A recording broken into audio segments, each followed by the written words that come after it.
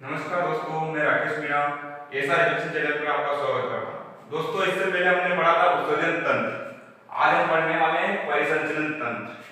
दोस्तों, परिसंचरण तंत्र होता क्या है? परिसंचरण तंत्र या परिसंचरण का मतलब होता है परिवहन करना।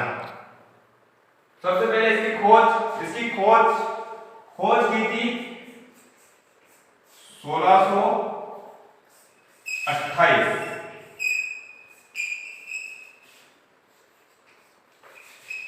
William Harvey. परिसंचरण की खोज किसने की थी? विलियम हार्वे ने 1628। परिसंचरण तंत्र होता क्या है?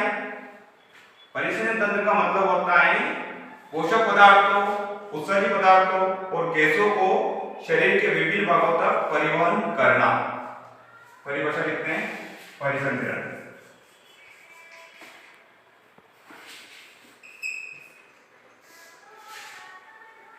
जैसे O2, CO2 गैस का परिवहन, उत्सर्जी पदार्थ नहीं लिख रखे हैं,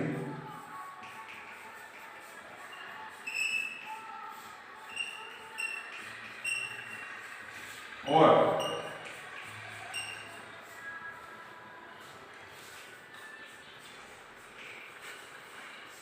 पोषक पदार्थों का परिवहन।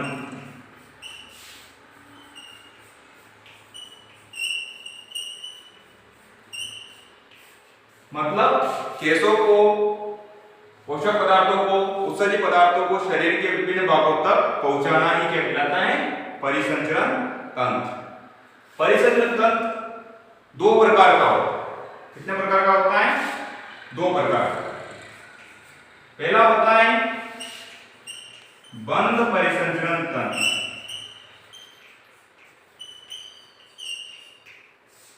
सेकेंड वाला होता है खुला परिसंचरण तंत्र।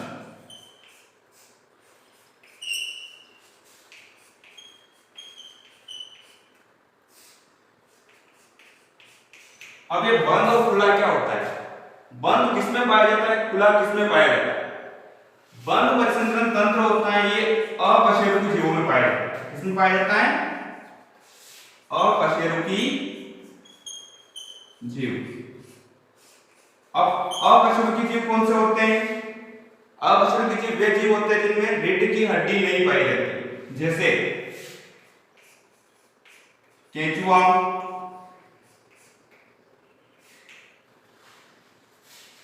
केंचुआ नहीं, तिल चट्टा, कॉकरोच या तिल चट्टा, कॉकरोच, शीप, कॉकरोच को बोलते तिल चट्टा, शीप, उसके बाद घोंगा। एक होती तारा मछली, स्टारफिश।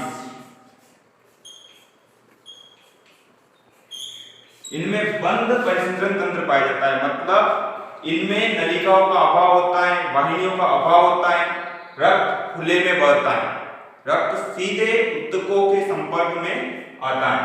इसमें एक लाइन और ऐड कर सकते हैं कि इनमें रक्त सीधे ऊतक के संपर्क में,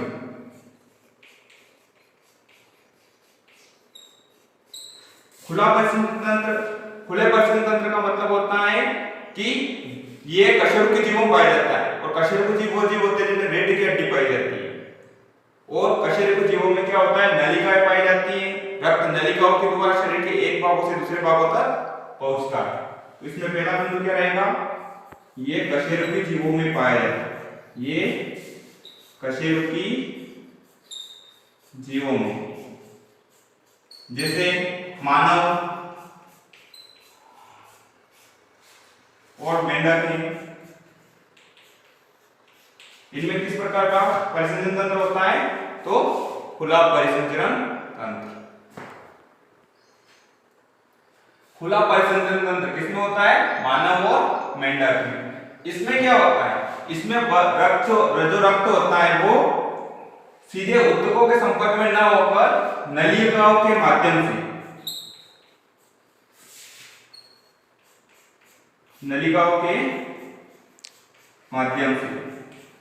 या वाहिनियों के माध्यम से नलिकाओं या वाहिनियों के माध्यम से ऊतकों तक पहुंचता है। और खुला परिसंचरण जिसमें नलिकाएं होती हैं तो उसमें रक्त उच्च दाब व वेग से बहता है, उच्च दाब व वेग से बहता है। और इसमें खुला होता है तो इसमें क्या होता है, ये निम्न दाब से बहता है, निम्न दाब से बहता है। जैसे दोस्तों आपको पता है कि जब कभी हमारे चोट लग जाती है तो जिस जगह पर चोट लगती है वहां पर बहुत अधिक मात्रा में ब्लड निकलता है और बहुत तेजी से निकलता है। लेकिन आपने देखा होगा कभी कॉकरोच को उसको मारना, उसका ब्लड बहुत धीरे धीरे निकलता है। इसका मतलब क्या हुआ, उसमें खुला परिसंचरण तंत्र है। और हमें किस प्रकार का पाया जाता है, मानव में बंद परिसंचरण तंत्र। इसका एक अपवाद भी, अपवाद क्या है, इसका अपवाद है, मैंने पहले बताया था केंचुआ, केंचुआ या इसको बोलते हैं एनेलिडा। अब केंचुआ एनेलिडा क्या है, एक अकशेरुकी जीव है, लेकिन इसका कौन सा परिसंचरण तंत्र पाया जाता है, इसमें खुला परिसंचरण तंत्र पाया जाता है, इसमें खुला परिसंचरण तंत्र पाया जाता है। दोस्तों यहां तक हमारी बात हुई परिसंचरण तंत्र। अब हम पढ़ेंगे परिसंचरण तंत्र किससे बना होता है, किस किस तरह से कार्य करता है। दोस्तों परिसंचरण तंत्र जो है ये दो भागों से बना हुआ है। इसमें दो चीजों का अध्ययन किया जाता है, एक है रक्त, तो दूसरा भाग है हृदय। दोस्तों आज हम बात करेंगे रक्त पर। जो हमारा अगला भाग होगा उस दूसरे भाग में हम बनाएंगे मानव हार्ट के बारे में या हृदय के बारे में, जिसका पूरा विश्लेषण हम भाग सेकंड में करेंगे। आज हम जो पढ़ने वाले हैं वो हमारा बिंदु रहेगा रक्त। रक्त क्या होता है, रक्त एक तरल संयोजी ऊतक है। क्या है दोस्तों, एक तरल संयोजी ऊतक। रक्त एक तरल संयोजी ऊतक होता है और ये किससे बना होता है, तो ये प्लाज्मा, किससे, प्लाज्मा व कणिकाओं का संगठन, प्लाज्मा व कणिकाओं का संगठन। पूछ सकते हैं कभी कि रक्त किससे बना होता है, तो रक्त प्लाज्मा व कणिकाओं से बना होता है। रक्त क्या होता है, रक्त एक तरल संयोजी ऊतक होता है। एक स्वस्थ मनुष्य में कितना रक्त पाया जाता है, तो एक स्वस्थ व्यक्ति 5 लीटर, कितना पाया जाता है, 5 लीटर, या शरीर के कुल भाग का, शरीर के कुल भाग का 7%,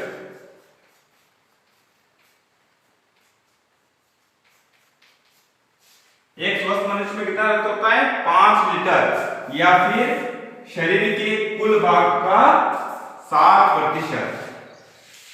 रक्त कणिकाओं, प्लाज्मा कणिकाओं का संगठन है। एक स्वस्थ व्यक्ति में 5 लीटर होता है और शरीर के कुल वजन का कितना होता है, 7%।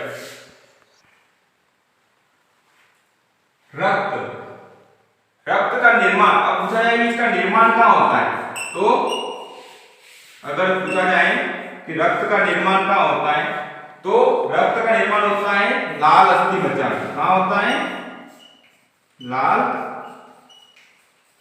अस्थि मज्जा में।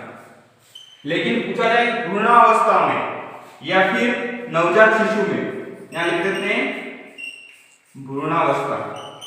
अगर पूछा जाए भ्रूणावस्था में रक्त का निर्माण कहाँ होता है, तो प्लीहा में क्या होता है? प्लीहा।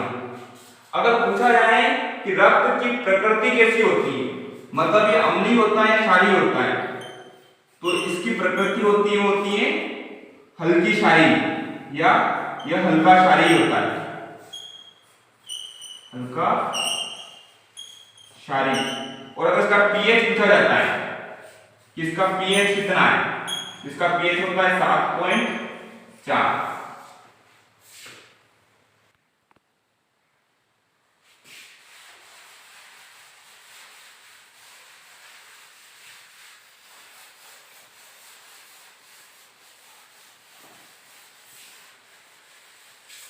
अब हम पढ़ेंगे प्लाज्मा।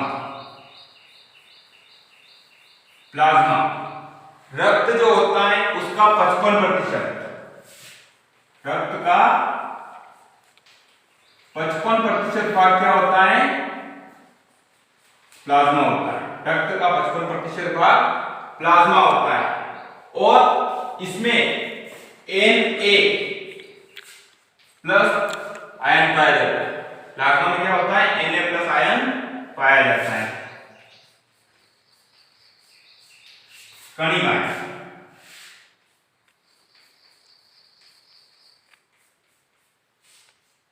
रक्त में 3 प्रकार की कणिकाएं पाई जाती है। कितने प्रकार की पाई जाती हैं? रक्त में 3 प्रकार की। रक्त में कितने प्रकार की कणिकाएं पाई जाती हैं? 3 प्रकार की। और ये कुल रक्त का, या रक्त की कुल भाग का 45% भाग होता है। कितना होता है? 45% भाग होता है। कणिकाएं 3 प्रकार की होती हैं, आरसीबी, आरबीसी, लाल रक्त कणिका, लाल रक्त कणिका या कोशिका, इसको बोलते हैं रेड ब्लड सेल्स। सेकेंड होती है डब्ल्यूबीसी, श्वेत रक्त कणिका, श्वेत रक्त कणिका। और तीसरी जो होती है वो होती है प्लेटलेट्स, या इसी को बोलते हैं बिंबान। अब होती क्या है? लाल रक्त कणिका क्या होती है, श्वेत रक्त कणिकाएं क्या होती है, या बिंबाणु क्या होते हैं, इनके कार्य क्या होते हैं, हम एक एक का विस्तृत अध्ययन करेंगे।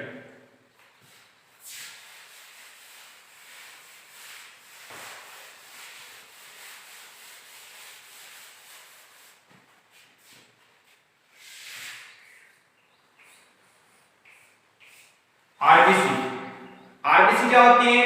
लाल रक्त कणिकाएं होती है। इनका निर्माण, तो इसका निर्माण क्या होता है? इसका निर्माण होता है लाल अस्थि मज्जा में। कहां होता है? लाल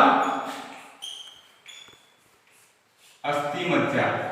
वही वापस अगर पूछा जाए घूर्णावस्था में कहां होता है, तो घूर्णावस्था में प्लीहा में होता है। इसका जीवन काल, इसका जीवन काल, जीवन काल होता है इसका 120 दिन। कितने दिन होता है? 120 दिन। और एक खास बात, इसमें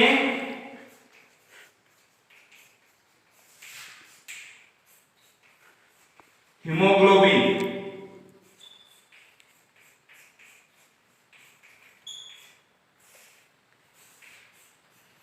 Hb, हीमोग्लोबिन नामक वर्णक पाया जाता है।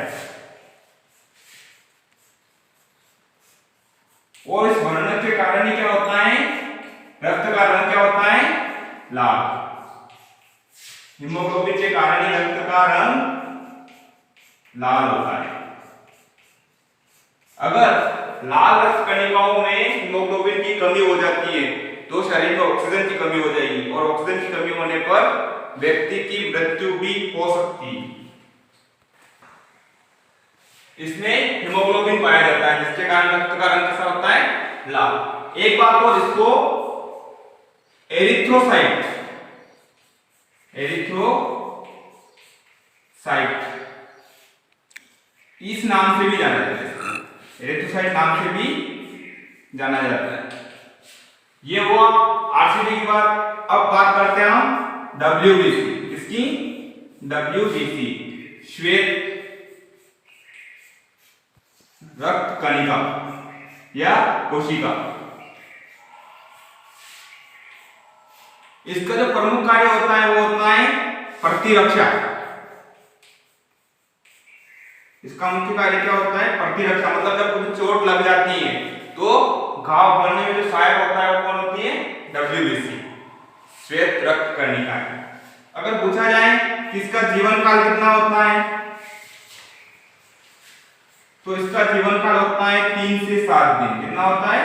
3 से 7 दिन। अगर इसका उपनाम जाना जाए तो इसको कहते हैं ल्यूकोसाइट। इसको क्या कहते हैं?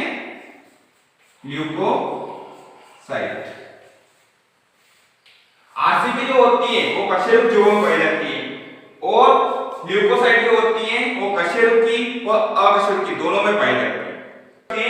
कशेरुकी जो जीव होते हैं उनमें ये प्रतिरक्षा का कार्य करती है और अकशेरुकी जीवों में आरबीसी का अभाव होता है, जिसके कारण क्या होता है? उनका रक्त श्वेत होता है।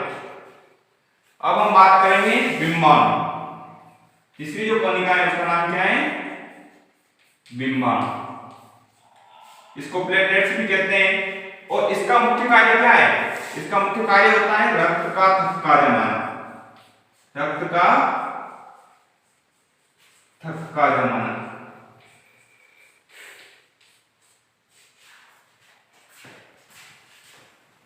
बिम्बाणु यह रक्त का थक्का जमाता है और इसको थ्रोम्बोसाइट, क्या कहते हैं? इसको थ्रोम्बोसाइट। और पूछा जाए इसका जीवन काल कितना होता है तो इसका जीवन काल होता है लगभग 10 दिन का। कितना होता है? लगभग 10 दिन।